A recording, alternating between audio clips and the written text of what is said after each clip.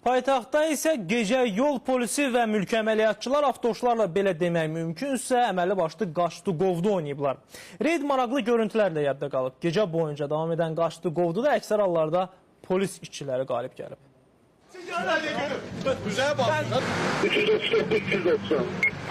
Sərxoş halda maşın sürənlər, avtoşluq edib aradan çıxmağa çalışanlar. 390. Yol polisi Bakı gecələrini yenidən həyəcanlandırıb.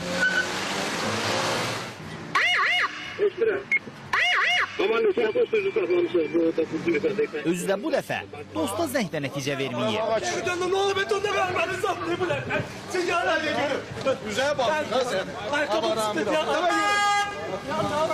5 polis maşınını eyni yerə cəlb edən də sərxoş sürücüdür. O, avtoxuliqanlıq etdiyi üçün uzun təqibdən sonra saxladıla bilib. Ancaq ondan sənədlər almaq mümkün olmayıb. Deyirəm sənədləri təqdim edin. Sən bu maşını amaya sıxmısan? Cənab sürücü, qanuna tabi olun, sənədləri təqdim edin. Xahiş edirəm sizdən. Təqdim edin. Mənə sıxmısan? Xahiş edirəm, qanuna tabi olun. Başa düşdüm, niyə sıxmısan mən? Təqdim edin. Siz heç kim sıxmır. Xahiş edirəm, qanuna tabi olun. Sıxmayıb? Xeyr. O, sərxoşluğunu qəbul etməsə də müayinədən keçməyə də razılaşmayıb. Onu çətinliklə müayinəyə aparmaq mümkün olub. Məlum olub ki, sürücü əməlli başlı içkiliymiş. Biz keçmirsən? 3 tam %64 promildir. Bu o deməkdir ki, siz spirtli içki qəbul edəmişsiniz. Onun olması nə qədər? Burada içki qəbul edəmişsiniz. Qəbul edibdir. Sadəcə olaraq etiraf eləmək istəyir. Siz qəbul edəmişsiniz. Onun olmasını göstərir mənə.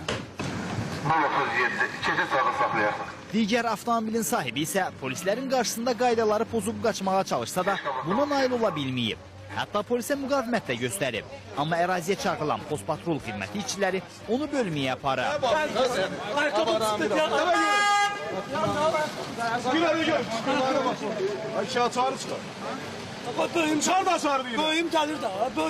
Gecə reydində avtoşların saxlanılmasında Yasamal polis idarəsinin əməliyyatçıları da iştirak edib. Onlar da mülki avtomobillər vasitəsilə avtoxuliqanları təyin edib, sürücülərini polis bölməsinə gətirib. Bu sərxoş sürücü kimi. Etiraf edirsən ki, qorxdun. Nədən qorxdun? Damla düşməklərinə görə. Kim düşmüşdü? Yad adam düşür. Yox, qıracdan sıx maşından düşmüşdü. Nədən bağlıdır? Nə pul dönürdü? Soğan olur. Ne olmuştu? Ha? Neden korktunuz ki? 3-4 maşın tutdu oğlum, ona görə uzatdım. İçkili sarhoş olub avtomaşını idarə Yox, etsən. idarə eləmir, mən 2 təkər qaldırmamışam, eləməmişim. Təkər də qaldırırdın, sən maşınların arasından zigzag hərəkətlər eləyirdin. Gecənin başqa qəhrəmanları isə pərdə və plyonkalı maşınların sürücüləri oldu. Əsasən polisin qanunu saxlama tələbini yerinə yetirməyən və avtoxulqanlıq edərək digər hərəkət iştirakçılarının həyatına real təhlükə yaradan, eyni zamanda sükan arxasında olarkən psixotrop maddələri qəbul edərək avtomobilin idarə edilməsi, qanuni tələblərini yerinə yetirməyən sürücülər də aşkar edildi ki, İnzibati Xətalar Məcəlləsinin 296-cı maddəsinin tələbinə uyğun olaraq, yəni avtoxulqanlıq etdiklərinə görə inzibati protokol tərtib ediləcək.